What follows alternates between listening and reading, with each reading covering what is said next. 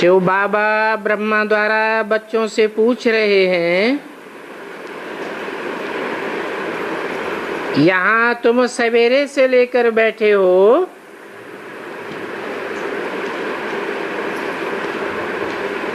और तुम स्टूडेंट्स तो हो ही,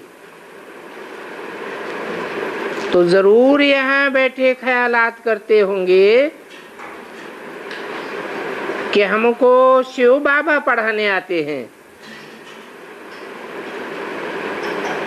हम इस पढ़ाई से सूर्यवंशी और चंद्रवंशी बनेंगे, क्योंकि हम ही राजयोग सीख रहे हैं।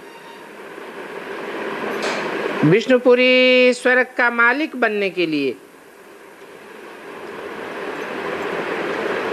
तो बताओ, इसी ख्यालात में बैठे हो या कोई को जमींदारी, बाल बच्चे, धंधादौरी याद आता है? बुद्धि में आना चाहिए। ये गीता पाठशाला है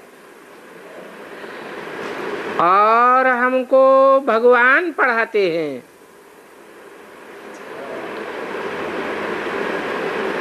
तो हम लक्ष्मी अथवा नारायण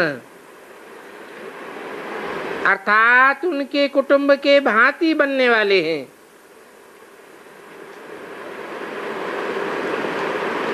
क्योंकि तुम्हारी पढ़ाई का लक्ष्य ही है नर से नारायण या तो नारी से लक्ष्मी जैसा बनना।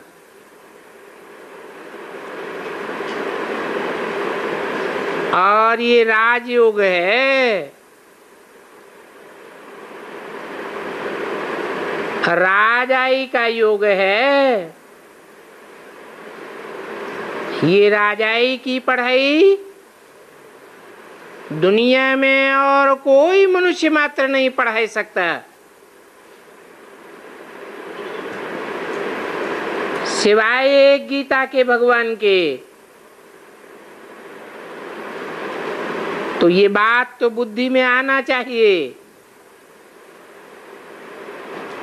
कि हम बाबा से डायरेक्ट सुन करके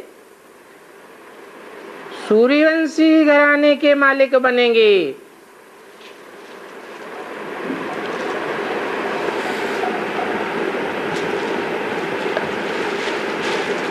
जैसे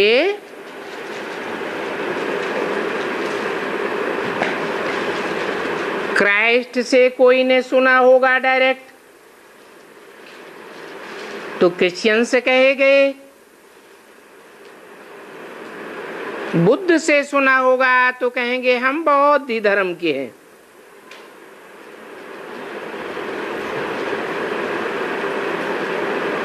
जैसे कौरव कांग्रेस भी समझती है भारत हमारा देश है, हमारा राज्य है, परंतु वो कोई स्वर्ग और नरक को नहीं जानते हैं। सिवाय तुम ब्राह्मणों के और कोई को पता नहीं है कि स्वर्ग किसको कहा जाता है और नरक किसको कहा जाता है। तुम बच्चे ही समझते हो। हम बाप से स्वराज्य विद्या सीख कर स्वर्ग के लिए मालिक बन रहे हैं, और अभी भी हम स्वर्ग के मालिक बनने वाले हैं।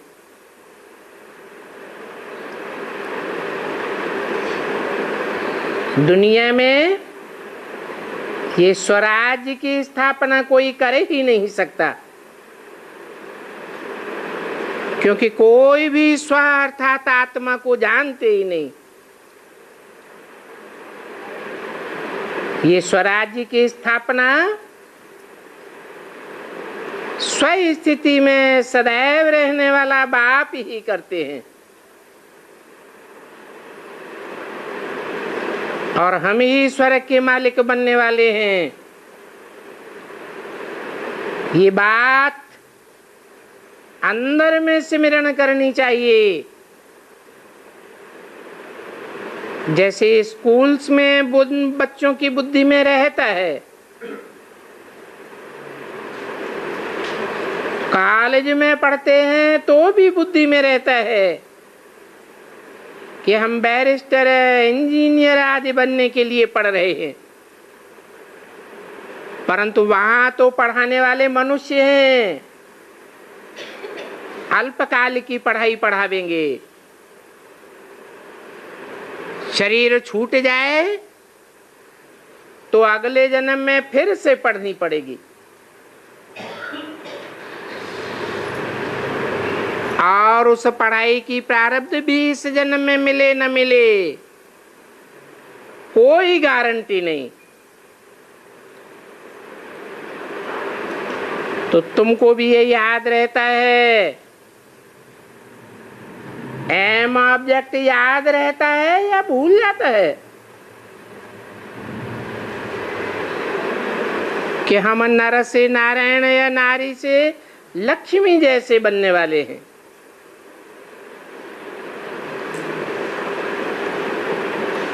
तुम तो बहुत ऊंचे ऊंचे भगवान के स्टूडेंट हो, और तुमको ऊंचे ऊंचे देवता बनने के लिए भगवान पढ़ाते हैं।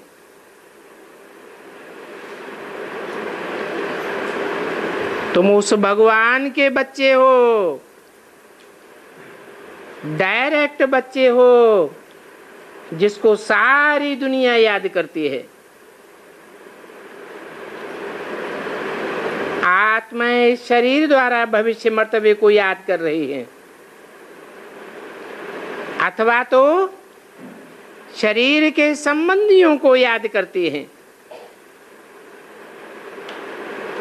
जिस्मानी मिल्कियत, धंधे आदि को याद करते रहते हैं। यहां जब आते हो तो जरूर समझना चाहिए, हमको बेहद का बाप पढ़ाते हैं। बेहद का अर्थात विश्व का मालिक बनाने के लिए पढ़ाते हैं। फिर कोई अपने पुरुषार्थ के अनुसार राजा बने, महाराजा बने या रानी बने या प्रजा में चला जावे,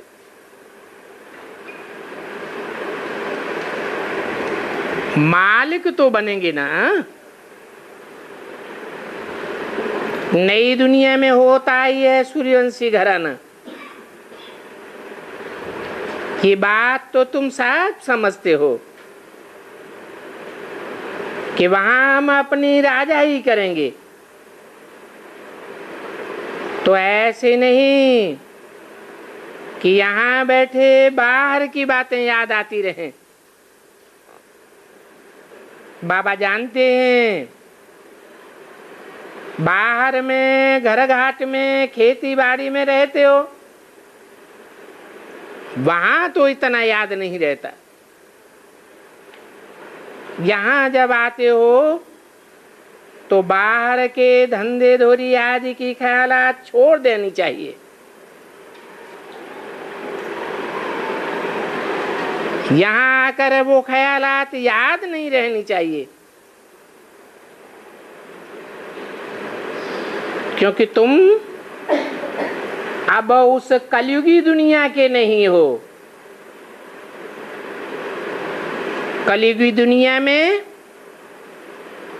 दुख बढ़ता ही जाता है, बढ़ते बढ़ते रौरव नरक हो जाएगा।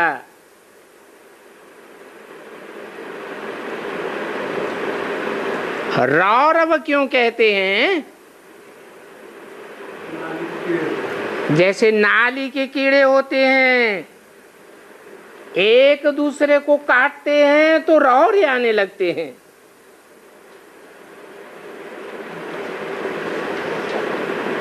तो ये है खास संगम युग तुम्हारे लिए।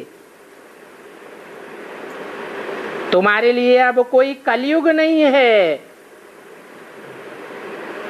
सुहावना संगम युग है।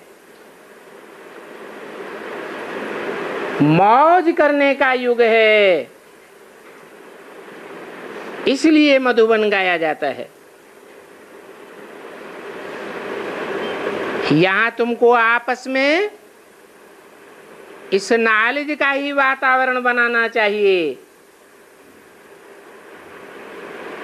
बाहरी दुनिया के ख्यालात छोड़ देने चाहिए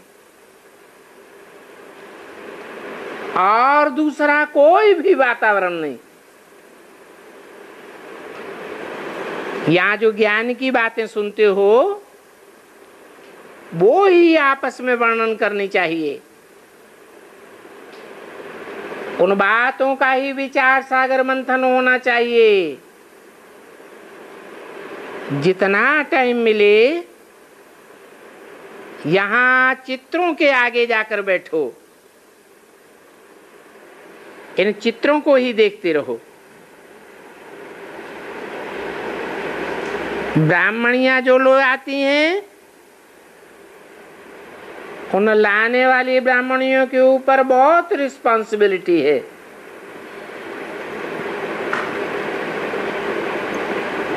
बहुत होना रखना है पढ़ाई का।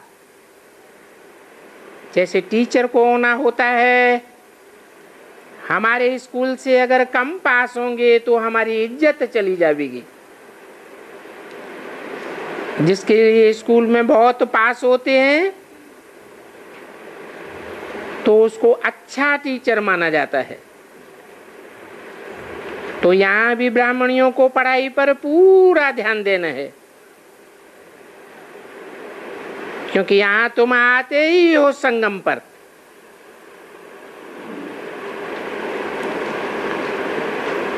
बाहर की दुनिया में तो संगम नहीं कहेंगे, क्योंकि दुनिया भी ख्यालात चलते रहते हैं। ये तो ज्ञान सागर का बीच है।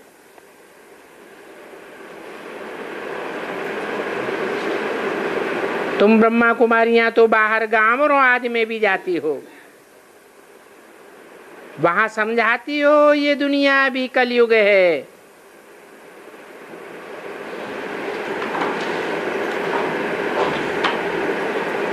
ये तो मधुबन है,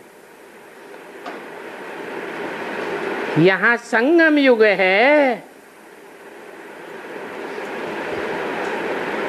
किसका संगम है?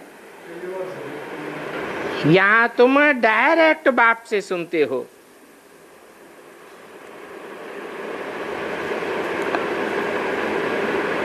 इसलिए संगम युग है।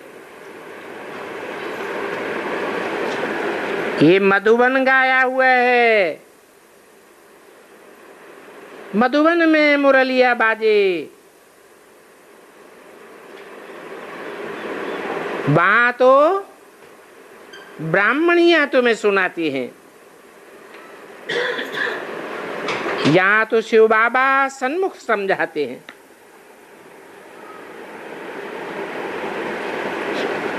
तो सन्मुख का प्रभाव बहुत हो जाता है। ऐसे नहीं कि यहाँ आए और यहाँ भी धंधा धोरी घर भाड़े आदि आदि पड़ते रहे।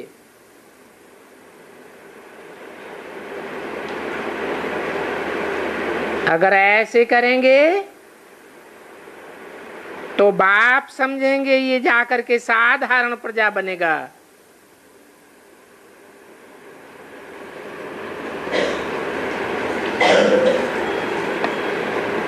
तुम यहाँ आए हो राजाई पद पाने के लिए।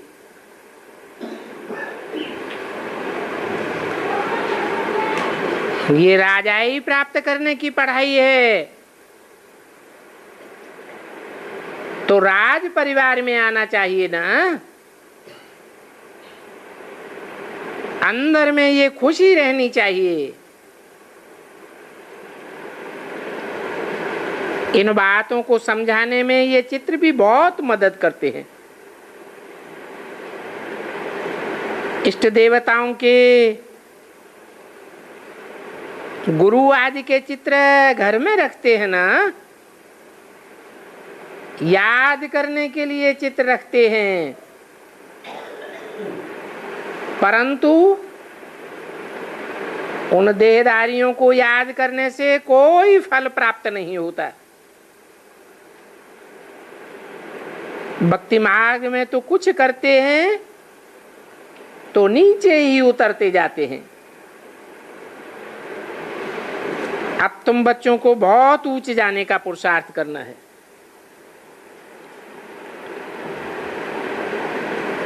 शिव बाबा का चित्र सामने रख दो,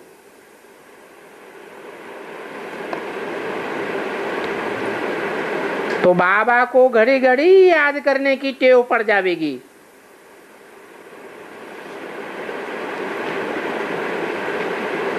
तुम जानते हो कि यही शिव बाबा है जिससे हमको सुख शांति का अनेक जन्मों का वर्षा मिलता है।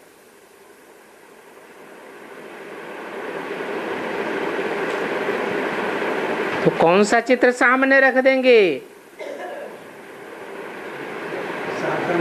लाल लाइट के गोले का चित्र रखेंगे?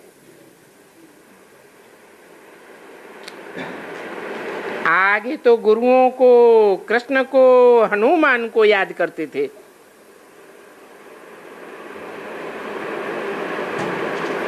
तो जड़ चित्र थे,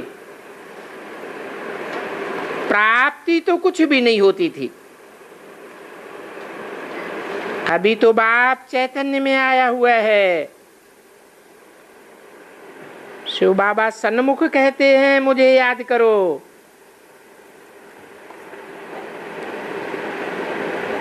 ये त्रिमूर्ति का चित्र तो बड़ा अच्छा है।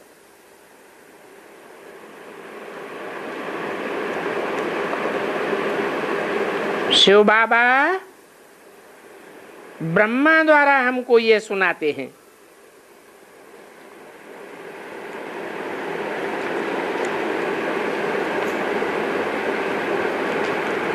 त्रिमूर्ति के चित्र में कौन है शिव बाबा? कौन है ब्रह्मा बाबा?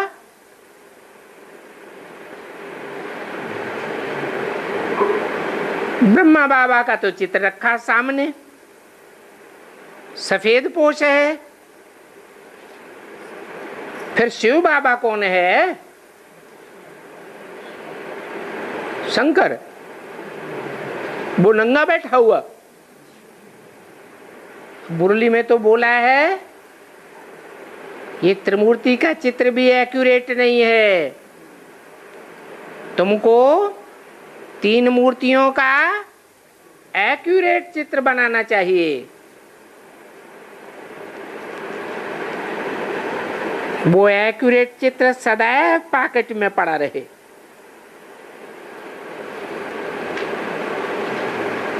शिव बाबा को चित्र को ये घड़ी घड़ी देखते रहो तो याद पड़ता रहेगा।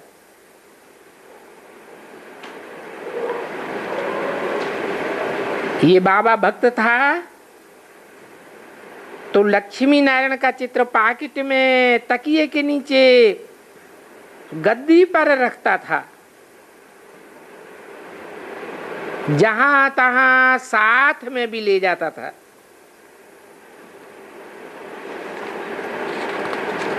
परंतु इनको भी उन चित्रों से मिला कुछ भी नहीं।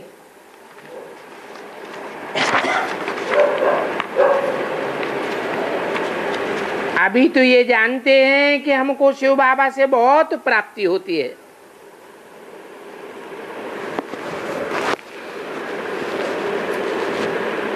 तो जिससे प्राप्ति होती है उस एक को बहुत याद करना है।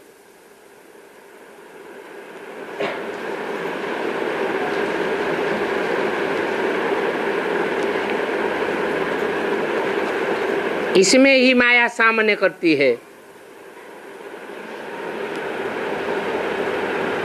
किसमें? ये समझने और समझाने में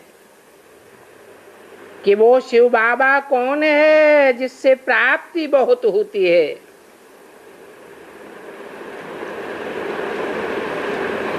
ज्ञान सुनने सुनाने में तो बच्चे बहुत तीखे जाते हैं, सेंटर्स भी संभालते हैं,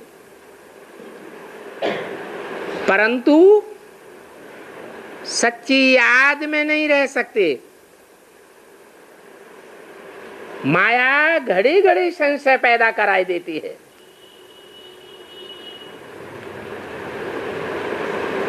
योग में ही माया इंटरफियर करती है। बच्चे कहते हैं बाबा हम भूल जाते हैं। ऐसे कोई नहीं कहते कि हम 84 जन्मों का चक्कर भूल जाते हैं।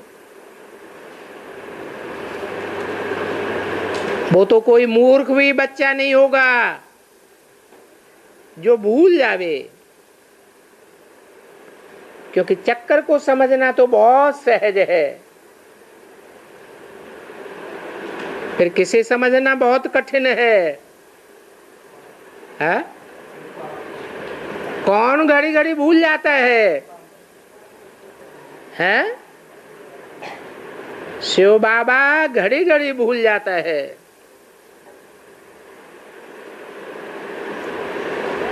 शिव बाबा को कौन भुलाता है? माया भुलाती है। तुम समझाते भी हो कि शिव बाबा आया हुआ है,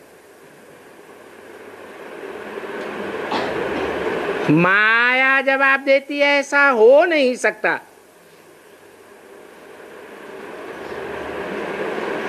तुम्हारी बुद्धि को भ्रमित कर देती है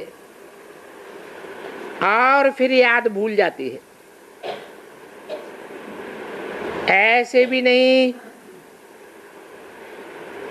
कि यहां मधुबन में रहने वाले जास्ती याद करते हैं, नहीं। क्या मधुबन में माया नहीं आती है? मधुबन में भी माया आती है। जिस बाप से हम गोरा बनते हैं, मधुबन में रहने वाले भी उनको जानते नहीं हैं।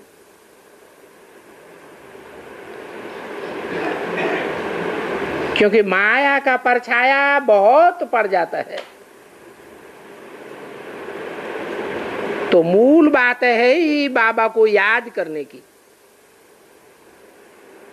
बाबा जानते हैं कि बहुत अच्छे फर्स्ट क्लास बच्चे भी याद में नहीं रह सकते। घड़ी घड़ी संशय आ जाता है। योग में रहने से ही देह अभिमान घटता जाएगा और बहुत मीठे बनेंगे। देह अभिमानी होने से मीठे नहीं बनते हैं और ही बिगड़ते रहते हैं।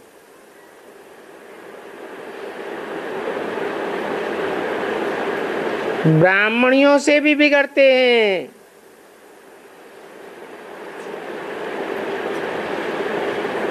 बाबा सब के लिए नहीं कहते हैं, क्योंकि कोई तो सपूत भी है।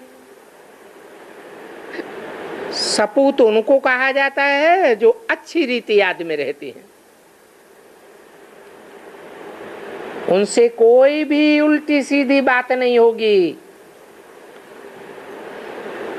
उनको मित्र संबंधी आदि सब भूलते रहेंगे। कोई भी देहदारी को याद नहीं करना है।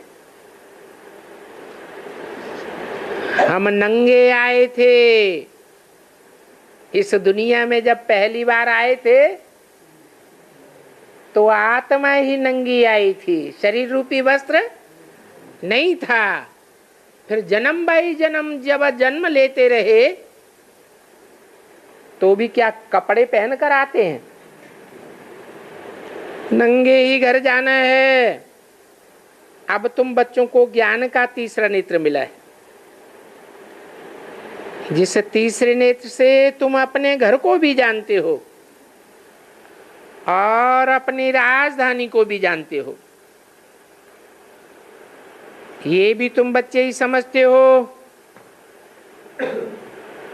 कि ये शिव बाबा कोई काला लिंग नहीं है, जैसे मंदिरों में दिखाते हैं। तो फिर क्या है?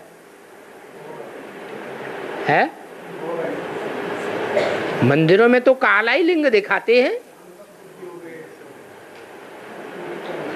नहीं है? अरे मंदिरों में रखा हुआ है कैसे नहीं है? ये यादगार रखी हुई है। किस समय की यादगार है? तो संगम युग में काला था क्या है?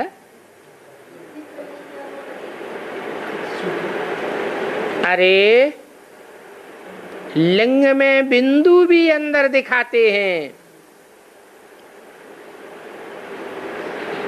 शिव बाबा तो सदैव बिंदी है, परंतु जब इस दुनिया में आते हैं तो काले तमो प्रधान में प्रवेश करते हैं या सतो प्रधान में प्रवेश करते हैं। इसलिए मंदिर में कलयुग में खास काला लिंग दिखाते हैं, नहीं तो शिव बाबा तो बिंदी मिसल है। ये भी जानते हो, अब हम जावेंगे घर, उस घर में वहां आत्माएं अशरीरी रहती हैं। अब फिर से हमको अशरीरी बनना है, अपन को आत्मा समझ पतित पावन बाप को याद करना है।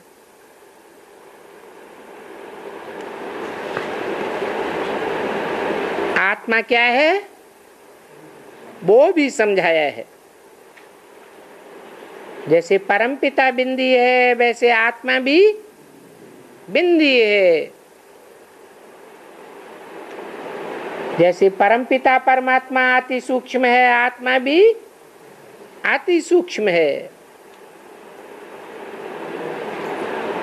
बाप भी परमधाम का रहने वाला है और आत्माएं भी परमधाम की रहने वाली हैं। बाप में अपने प्रकार के संस्कार हैं, ज्ञान सुनाने के, और तुम्हारे में भी संस्कार हैं। बाप भी बुद्धिमानों की बुद्धि है, तुम्हारी आत्मा भी मन बुद्धि स्वरूप है। आत्मा अविनाशी है, उस अविनाशी आत्मा में 84 जन्मों का अविनाशी पार्ट भरा हुआ है। वो पार्ट कभी घिसता नहीं है, उस पार्ट का कभी अंत होता नहीं है। थोड़ा समय मुक्ति में जाए तुमको फिर इस षष्ठी रूपी रंगमंच पर आकर पार्ट बजाना पड़ता है, क्योंकि तुम ही ऑलराउंड पार्टधारी हो। ये बात बच्चों को याद रहनी चाहिए। क्या वो बच्चे ऑलराउंड पार्टधारी नहीं है? कौन है? जो और धर्मों में कन्वर्ट हो जाते हैं।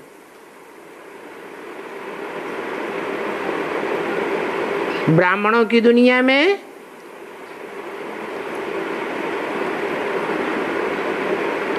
ऐसे बहुत से बच्चे हैं।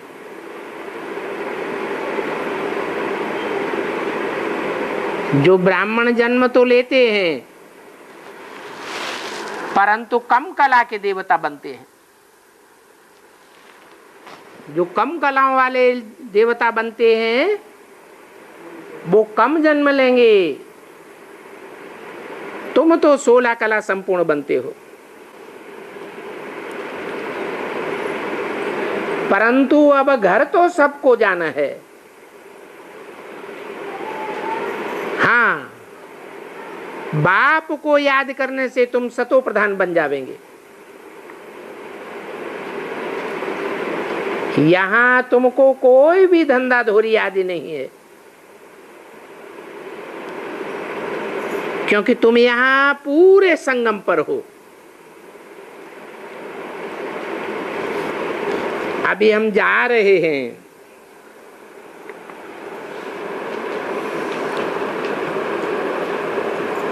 तुम वहां जा करके बिंदु बन करके बैठेंगे तो बुद्धि में रहता है अभी हम जा रहे हैं।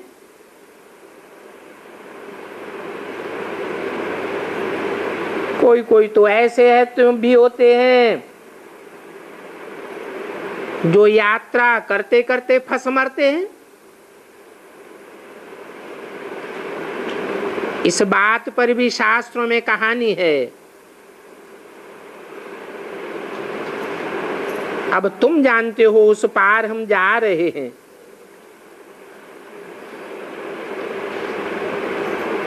उस पार ले जाने वाला खिवैया कोई कृष्ण नहीं है। कृष्ण को खिवैया या बागवान नहीं कहा जाता।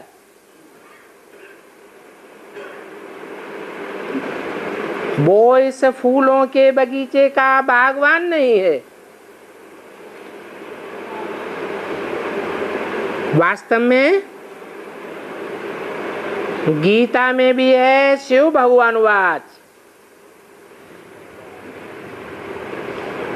परंतु बाद में कोई ने कृष्ण का नाम डाल दिया।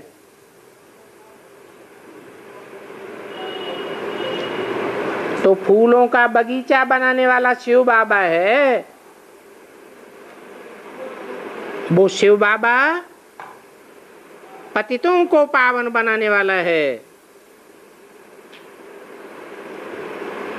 तो कृष्ण की तरफ तो कोई की बुद्धि नहीं जा सकती।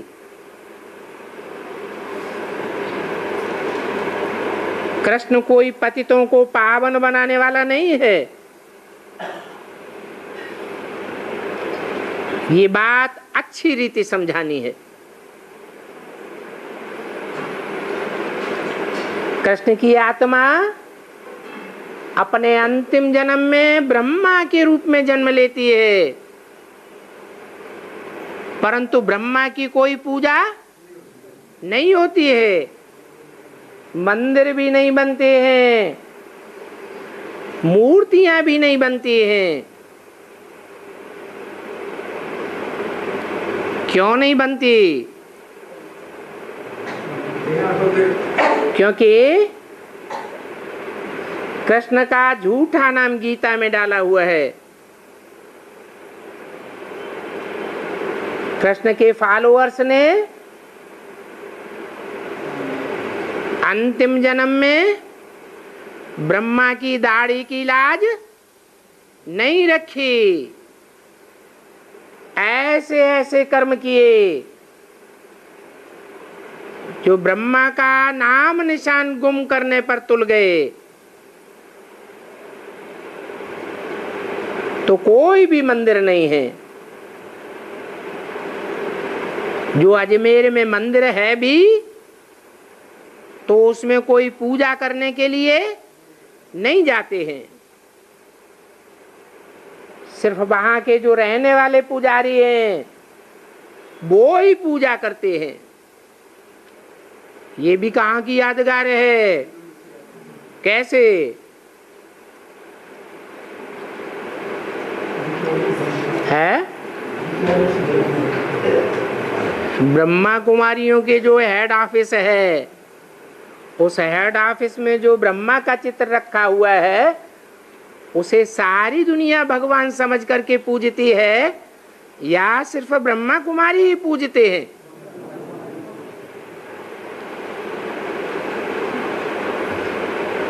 मुरली में तो बोला है इस ब्रह्मा को याद नहीं करना है, इनका फोटो भी नहीं रखना है।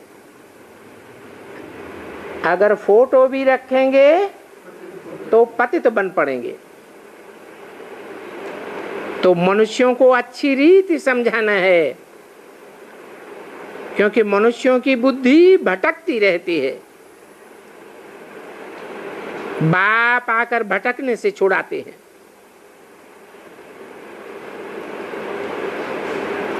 जिनकी बुद्धि कृष्ण के अंतिम जन्म ब्रह्मा की गोद में भटक गई, ब्रह्मा के रूप में भटक गई, वो देह अभिमानी बन पड़ते हैं, 16 कला संपूर्ण आत्मा नहीं बनते। तो बाप कहते हैं अब देह अभिमान छोड़ो,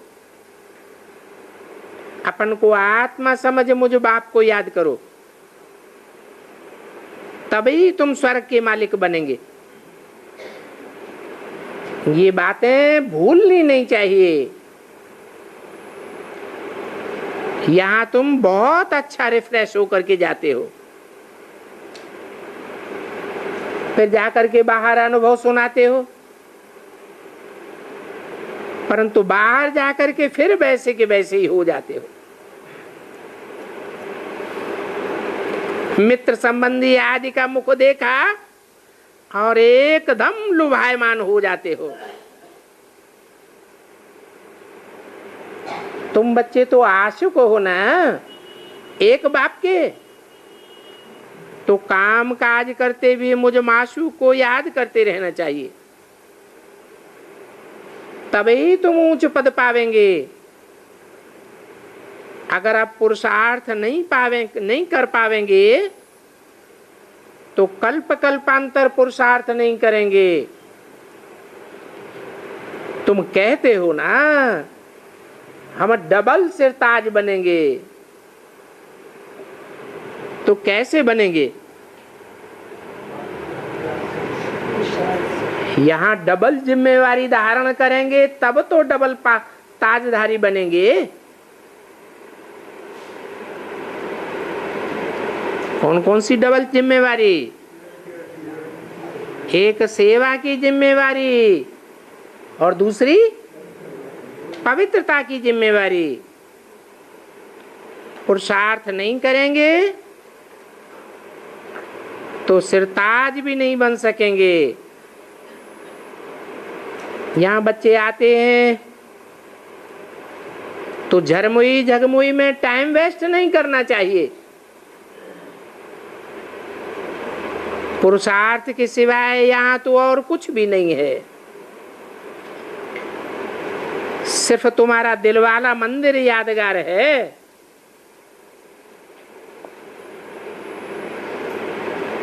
तो वो भी तुम देख सकते हो। वहां ऊपर में यादगार बैकुंठ खड़ा है। इस बात की यादगार है, ऊपर में छत में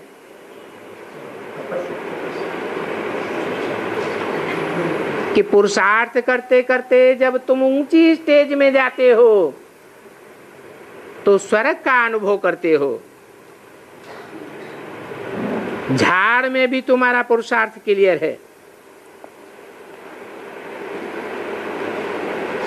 नीचे फाउंडेशन में तुम राजयोग में बैठे हो, ऊपर में राजाई खड़ी है। हूबहू जैसे मंदिर बना हुआ है वैसे ही यह चित्र है। अब ये मंदिर जिन्होंने बनाया है वो तो बिल्कुल नहीं जानते। अहमदाबाद में भी बड़े बड़े साहूकारों की कमेटी है जो बहुत खर्चा करके ये मंदिर बनवाते रहते हैं। बाबा ने कहा था अहमदाबाद में जाओ, मंदिर के जो ट्रस्टी जैनी लोग हैं उनको अपना दिल वाला मंदिर पर बनाया हुआ किताब दे करके समझाना है। उनसे पूछो ये किसका यादगार है। शिव बाबा हमको फिर से वही ज्ञान दे करके स्वर्ग का मालिक बनाए रहे। अभी इस कलयुग का विनाश होना है। ऐसा कब कोई ने समाचार नहीं लिखा है कि मंदिर बनाने वाली कमेटी को निमंत्रण दिया, बा उनके पास जाकर के समझाया, उनको बताया ये तो समझो सही कि मंदिर में कौन बैठे हैं। ये आदिदेव आदिनाथ कौन है तुम जानते हो कि भारत में जैनियों के छोटे बड़े मंदिर तो सब जगह हैं, परंतु ये दिलवाड़ा मंदिर बड़ा है, परंतु इसकी गहराई का किसी को पता नहीं है।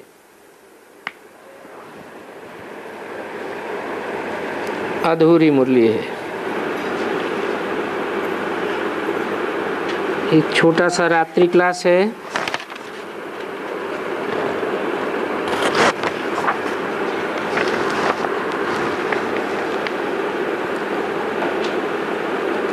बारह 11/66 का। बाप को बुलाते हैं, हमको पति से पावन बनाओ और साथ में ले जाओ। गोया मुक्ति के लिए बुलाते हैं कि आए कर हम आत्माओं को यहाँ से ले जाओ। हम बहुत दुखी अशांत हैं। ये रावण राज्य है, परंतु कोई समझते नहीं है। शरीर तो सबका यहाँ खत्म हो जाएगा,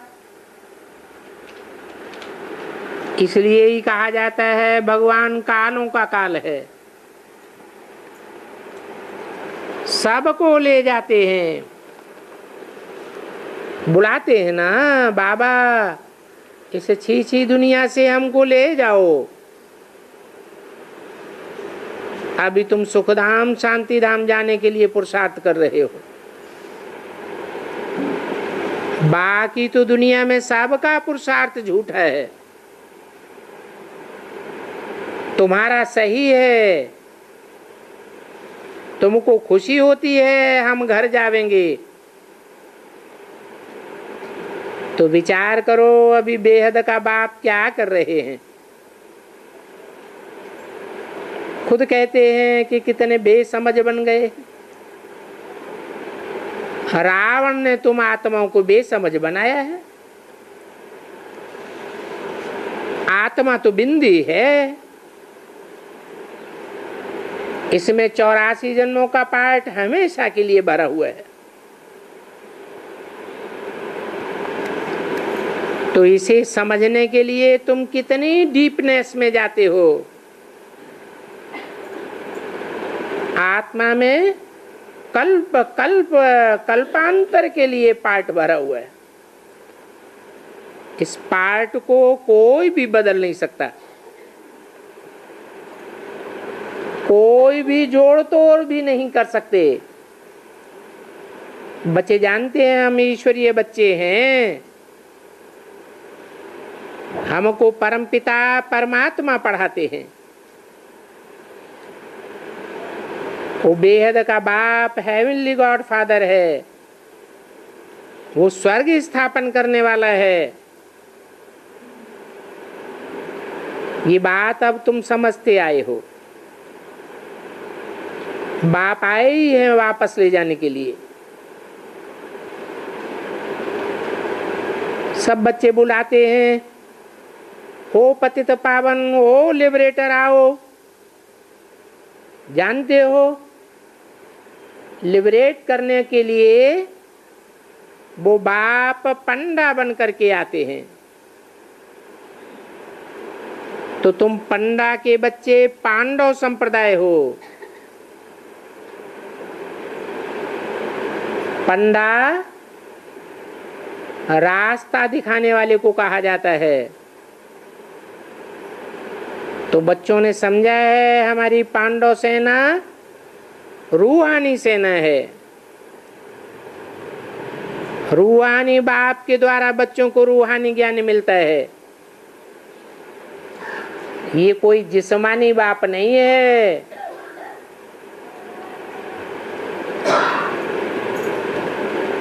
तुम बच्चों के मिसल है,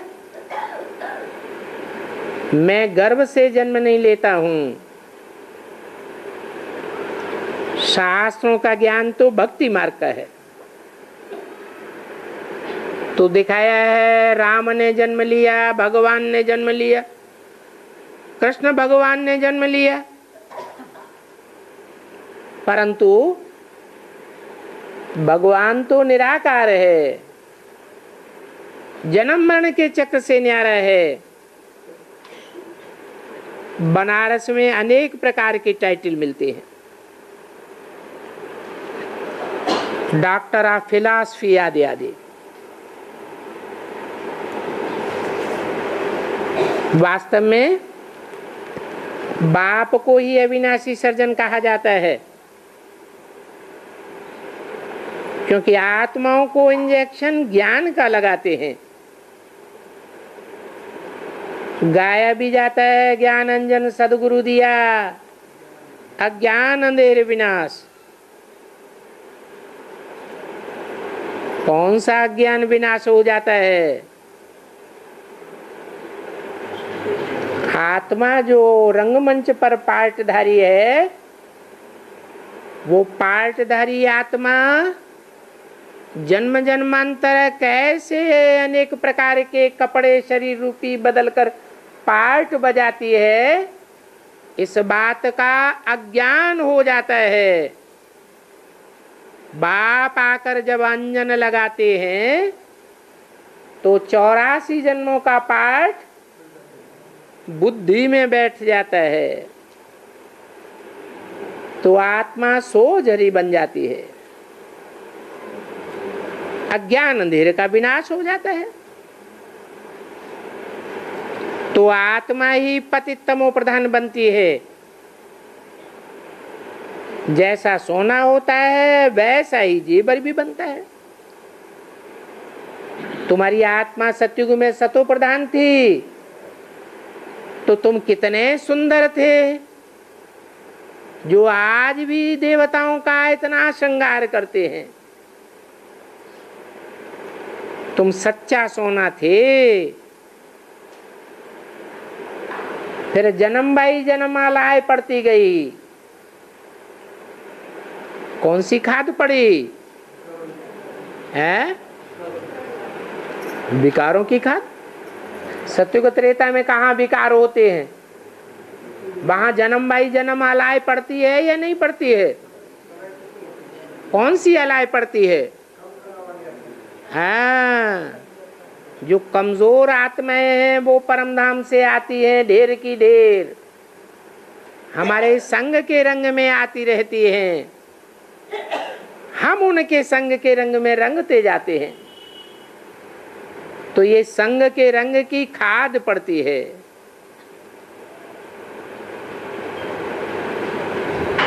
सतयुग में 2 कलाएं कम हो गई तो अलाय पड़ गई ना। अब कोई भी कलाएं नहीं रही है कलयुग में। फिर अब सबकी चढ़ती कला होती है। किस आधार पर होती है चढ़ती कला? है चढ़ती कला तेरे बहाने सर्व का भला। वो तो है भक्ति मार्ग, उतरती कला का, क्योंकि वहां कोई भी सदगति देने वाला सदगुरु नहीं है, सब गुरु हैं। गाया भी जाता है, गुरु जिनके अंधले चेला कलयुगी सत्यानाश की तरफ जाते हैं, और बीच में कोई भी वापस नहीं जा सकता। जितने भी धर्म स्थापक आते हैं सब संग के रंग में तमो प्रधान बनते जाते हैं, और हम संगम युग में ऊंच चढ़ते हैं। किस आधार पर? एक शिव बाबा, दूसरा न कोई। हम जानते हैं कि शिव बाबा ऐसा है जिसको कोई भी संग का रंग दुनिया वालों का नहीं लगता।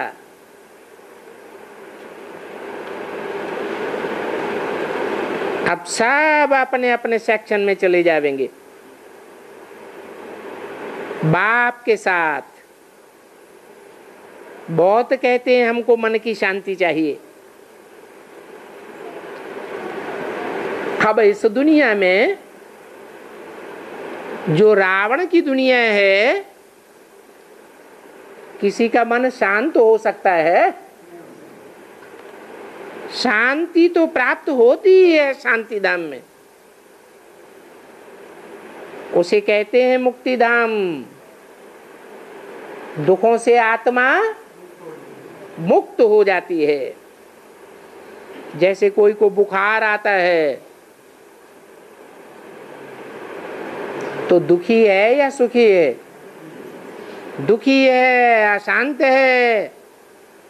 फिर बुखार उतर जाता है तो कैसा लगता है? शांति अनुभव होती है। तो बाप समझाते हैं इस कलयुगी दुनिया के अल्पकाल के सुख काग विष्ठा समान है।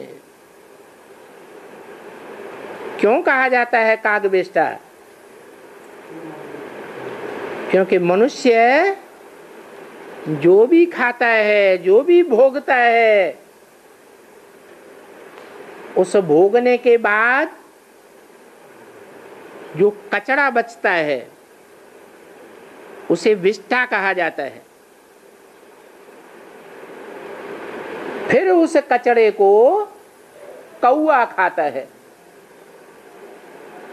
उस कचरे में से भी सुख खींच लेता है। फिर कौए से जो कचरा निकलता है उसे कहा जाता है कागविष्ठा।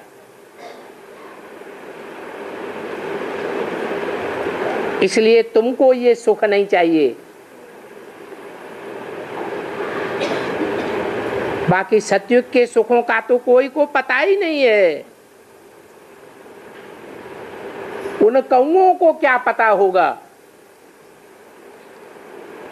शास्त्रों में तो दंत कथाएं लिख दी हैं। लिख दिया है कि कंसी, जरासंधी, शिशुपाल द्वापर में थे, परंतु ये सब अभी संगम युग के नाम हैं। ये भागवत भी संगम युग का है।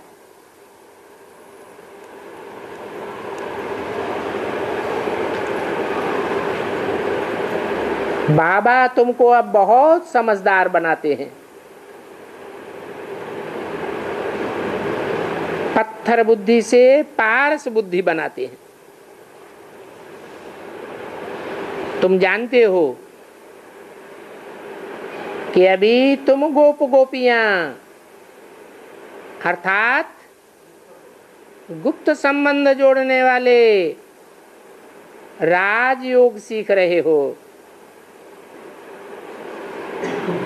सन्यासियों का तो हठ योग है। योगी पवित्र रहते हैं और तुम्हारी तो माया से लड़ाई है। तो माया जीते जगत जीत बनना है। माया 5 विकारों को कहा जाता है। तो विकारों पर तुम जीत पाते हो। फिर कहा जाता है माया ते हारे हार, माया ते जीते जीत।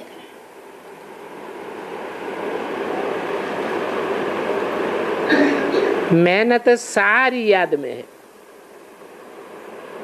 बाप कहते हैं मैं तुमको विश्व का मालिक बनाता हूं, तो तुम मुझे याद नहीं कर सकते।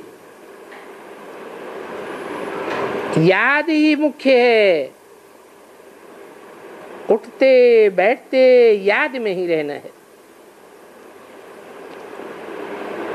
उसमें भी सवेरे का समय तो बहुत अच्छा है। 21 जन्मों के लिए तुम एवर हेल्दी एवर वेल्दी बनते हो, तो अमृत वेले कुछ मेहनत भी करनी पड़े। ये है ही सहज राजयोग और सहज ज्ञान। अभी तुम्हारी सारी बुद्धि खुल गई है। अभी तुम ज्ञान ज्ञानेश्वरी बन गए हो। फिर भविष्य में बनेंगे राज राजेश्वरी। तो तुमको पुरुषार्थ करके अपना ऊंच पद लेना चाहिए।